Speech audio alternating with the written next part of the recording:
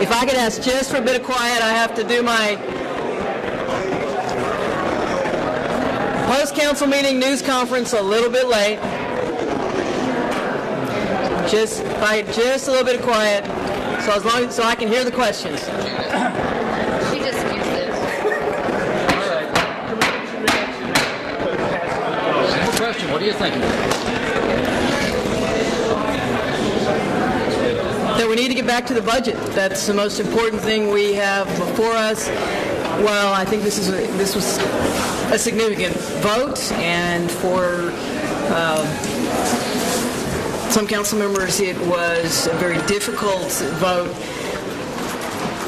It is not the most important thing that we will do this year, and we are in the midst of what is a very challenging time for us each year, and that is the budget, which has already been presented to council.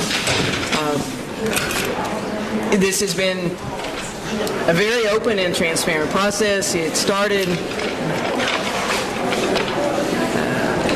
actually back in December, but on my inaugural speech I indicated that we were going to have an ordinance passed this year. At my State of the City back in April, I indicated that the ordinance was in process. We have gone through all of the normal processes, and so for anyone to say that there was something, that there was no transparency or that it wasn't sufficiently vetted, this ordinance was handled just as any other ordinance would have been. I do want to offer my sincere thanks to City Attorney Dave Feldman, who put in an extraordinary number of hours on this ordinance, who researched ordinances from other cities, who met with me, met with Councilmember Cohen, who came to me early and asked for the ability to work on it, and Councilmember Laster. Went through multiple drafts before it ever saw the light of day, and he was unfailingly patient about that process and kept at it. City Attorney Feldman also met with a number of folks who were opposed to the ordinance, as well as those in support of the ordinance. He got his legal work critiqued by all sides, and I appreciate the amount of work he did to move this forward. I want to thank Councilmembers Cohen and Laster for championing it and for making sure that they worked on it with their colleagues, that they handled it through the committee process and made sure it worked. A clear majority of council members publicly pledged to vote for this ordinance long before I brought it forward, and so the outcome of passing an ordinance such as this should have been assured, and clearly the majority of council members honored their pledges, and other council members joined into the final vote, and I appreciate that. How taxing was it for the council members and for everyone involved since January to get this done? Well, and despite what some folks may say, the way legislation works in any legislative body is that you have someone who is interested in that legislation. They may ask for allies to help them work on it. They draft, they test, they come forward with something, and then their colleagues join the process. The idea that you can draft any piece of ordinance with, any kind of ordinance with every member of a legislative body in all of the meetings is just, I don't know if it's naive or foolish, but that's not the way it works. But I would say also that because we have had, actually the hardest part of this ordinance, after we got through the initial rough drafts where we all kept tinkering and tinkering, was sitting through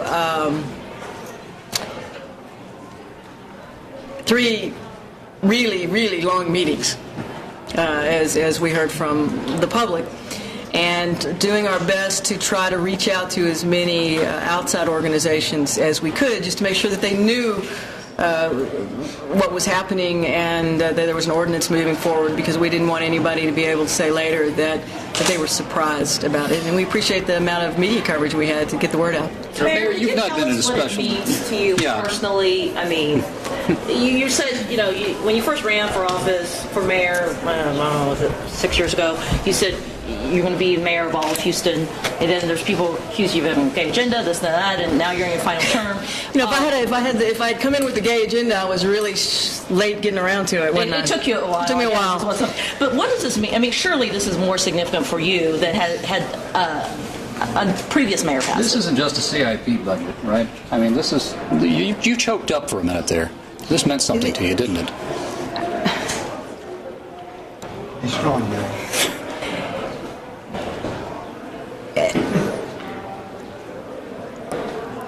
I appreciate the fact that the world took notice when I was elected mayor of Houston, and I was put on the Time 100 list as one of the most powerful people in the world, or most influential people in the world, I should say, simply for winning an election.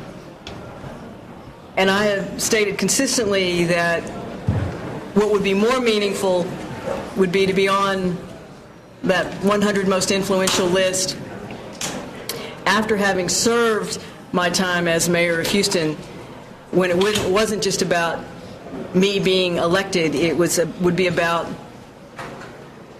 what I had been able to accomplish as mayor.